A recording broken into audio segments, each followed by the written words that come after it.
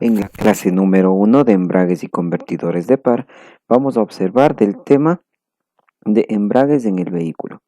El embrague no es más que el sistema encargado de interrumpir y transferir el movimiento del motor hacia la caja de cambios y así la caja de cambios hacia el eje cardán, del eje cardán al diferencial y a las ruedas traseras de nuestro vehículo, dependiendo si es tracción delantera o es tracción trasera.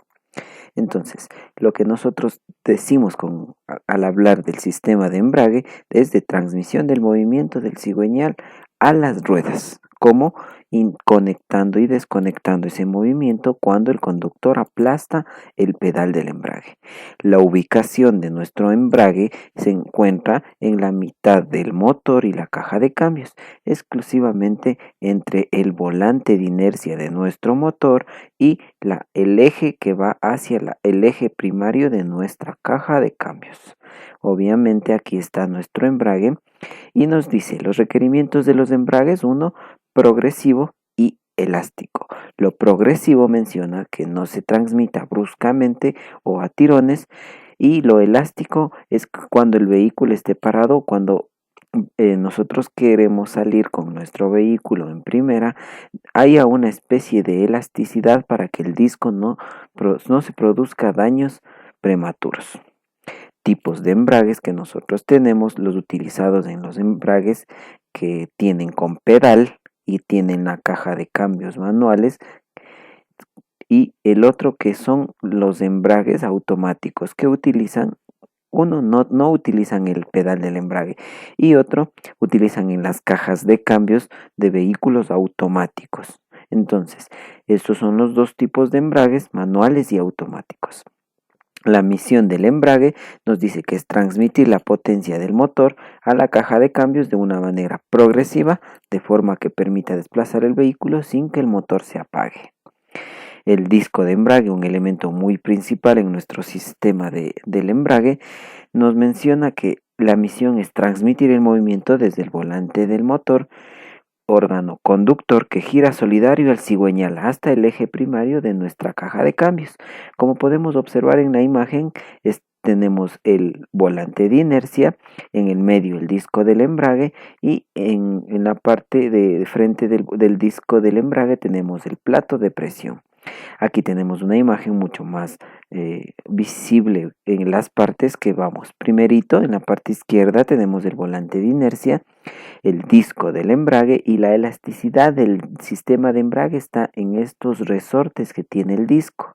Esta parte de nuestro disco del embrague, que tiene unos dientes, aquí se lo llama manguito estriado, en el cual va el eje de la caja, del eje primario de la caja de cambios, y luego siguiente de eso tenemos el plato de presión con su diafragma, que al momento que nosotros presionamos el pedal del embrague, presiona el diafragma y permite que el vehículo se desembrague y no permita transmitir el movimiento del motor hacia la caja y poder cambiar de marcha.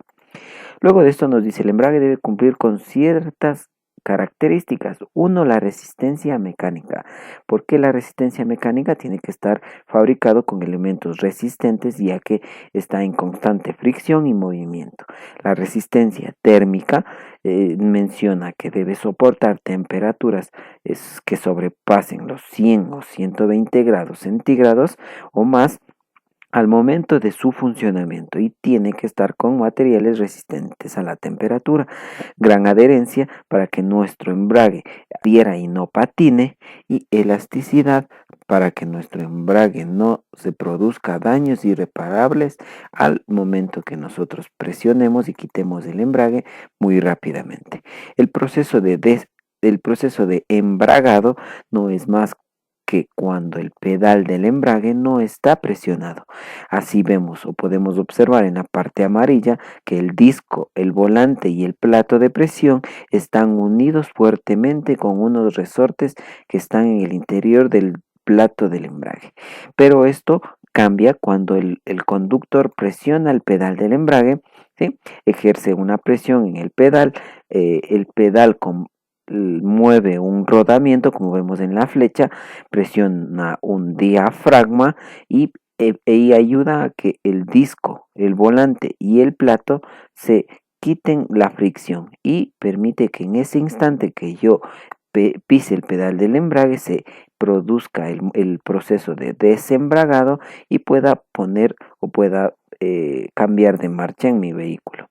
Los tipos de embragues o clutch, el clutch es embrague en inglés, que nos dice se puede clasificar de la siguiente forma.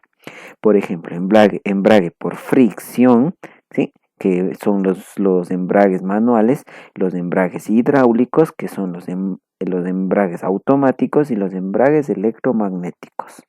Vamos a observar el día de hoy el embrague por fricción, que en este caso son de dos tipos. Pueden ser secos, ¿sí? Que no estén bañados en ningún líquido y están en fricción constantemente, y otro bañados en aceite.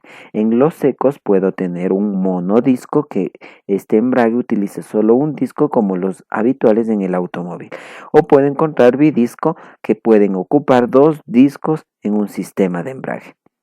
Los que son bañados en aceite pueden ocupar un disco de cono que se utiliza en la maquinaria agrícola, y multidiscos como podemos observar en una caja de cambios de una moto, que vienen en los discos bañados en un aceite que ayuda a la refrigeración y a que no se recaliente. Los embragues por fricción que nosotros tenemos consiste en interponer un disco entre dos platos planos que lo presionen hasta conseguir que giren formando una sola pieza. Entonces los de fricción son los que están en constante rozamiento un material con otro, en este caso el volante, el disco y el plato de presión que nosotros tenemos. Nos dice el principio de funcionamiento que ya observamos, dice cuando se necesita desacoplar el embrague o desembragar, la fuerza de empuje que presiona el disco disminuye hasta que éste gire libremente entre los dos platos o masas de presión. Aquí tenemos los elementos de nuestro embrague por fricción, que en este caso ya observamos que es el volante de inercia, el cojinete o el rodamiento, el pedal del embrague, el plato y el volante de inercia que ya observamos, y obviamente el disco interpuesto entre los dos. Ahí tenemos más o menos todos los elementos que constituyen nuestro embrague, ¿sí? Y más o menos los menciona el material del disco del embrague, que es muy importante que sea de un material muy resistente, que aguante la fricción, que aguante la temperatura y no se cristalice muy rápidamente. Entonces, los dos tipos de materiales que podemos observar es uno el ferodo y el otro los cerámicos, que son casi similar al material que son realizadas las pastillas de freno y las zapatas. Entonces dice que es el ferodo, forro de fibras de amianto e hilos metálicos. ¿Sí? Es igualito a lo que se los fabrica en el sistema de frenos. Los cerámicos, obviamente dice que la cerámica se puede definir como un material orgánico no metálicos, que obviamente son mucho más resistentes en nuestro sistema. A ver, en lo que se refiere al embragado, como ya observamos, el embragado es cuando están el disco, el volante y el plato están unidos o a presión. El proceso de desembragado hace que estos elementos no estén en fricción y ahí podemos llamar desembragado. No está oprimido el pedal, está oprimido el pedal del embrague y hace que estos elementos no estén en constante fricción. ¿Listo? Las partes del embrague que nosotros tenemos mencionan.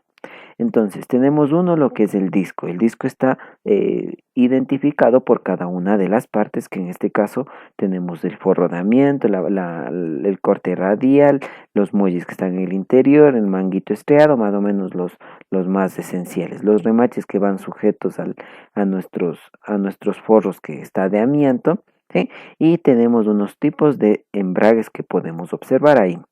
El disco de embrague es un disco de metal situado entre el volante del motor y el plato de presión, que esto ya observamos que está en la mitad.